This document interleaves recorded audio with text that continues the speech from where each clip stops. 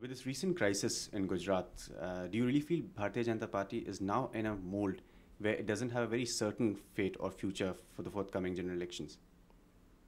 I, for one, never thought it had a very great future. In the sense, I didn't expect it to come to power at the center at all. It was a put-up image, very artificially created image. And this has happened again and again. They have had this kind of a setback again and again. And I think the truth had to come out that it is not what it is made out to be. The party is not really that disciplined or very different from the other parties. You just mentioned the word discipline. What do you actually attribute this entire crisis to? Is it indiscipline, or was it lack of anticipation on part of BJP, or was it purely an organizational lapse in terms of the party's central leadership?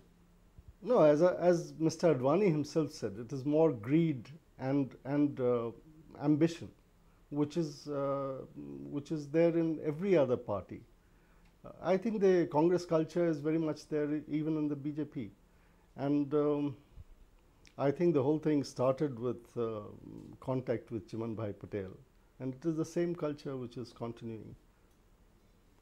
This BJP, this particular BJP, which is in a situation like this, would it really sacrifice its government in Gujarat over being called a different party or over ideals or principles or their so-called discipline? Do you really feel they would sacrifice the government as of now if they don't win the vote of confidence?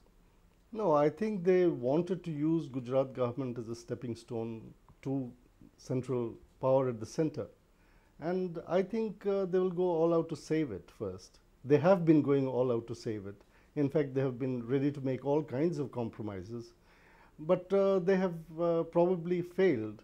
Probably the whole exercise is counterproductive. How do you review the role of a man like LK Advani, the BJP president, in this entire hour of crisis for the party? I think a bit of hubris has come into play now.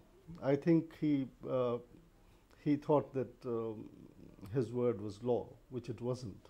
Vaghela, after all, was his man, and he probably thought that he could never do this kind of thing. It must have come as a great shock to him. I think it is a big setback for Mr. Advani, and I don't know how he'll make it up. I'm very. Do you also perceive the fact that after the 7th, this D-Day of BJP is over, would Mr. LK Advani's presidency be in danger? Well, the point is that there is not much choice in the party. I don't think they'll go back to Mr. Vajpayee. That the RSS leadership will probably not agree. And they won't go to Mr. Murli Manohar Joshi. So what is left? They might have a dark horse, someone like Sundar Singh Bhandari or someone, which will be neither here nor there. But yes, his presidentship is definitely jeopardized. You just mentioned that the party was never earlier also actual base for forming the government in the forthcoming elections. But with the recent status of the party in UP, now in Gujarat, and some sort of happenings with trouble in Rajasthan also, how do you review the status of the party as of now? Well, you see, the thing is that the catchment area of the BJP is, after all, very limited. It is no more than 200 seats in all total. Lok Sabha seats. That is the area where it operates.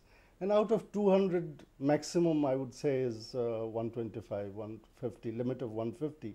And the problem with the BJP is that it is, nobody will touch it. No other party will touch it. Who is going to align? And it's a kiss of death for any other party. So I think they don't stand much chance. One last question. Let me ask you something about the party at a more organizational level. Do you really feel this party, BJP, is actually not prepared enough to take on the mantle to form the government or actually lead the country forward? No, I don't think it has the wherewithal to run a central government. I think they themselves realize it, that they don't have, after the top front ranked leaders, there is a very big gap. And I don't think they can make a good go of it. Let me ask you as an analyst, what would you really recommend, or you feel rather, about the outcome of the 7th in the assembly in Gujarat? Well, I won't be surprised if the government falls and if Waghela is able to form a government with the support of the Congress, I won't be surprised at all, because I think he has been setting his cards for a very long time.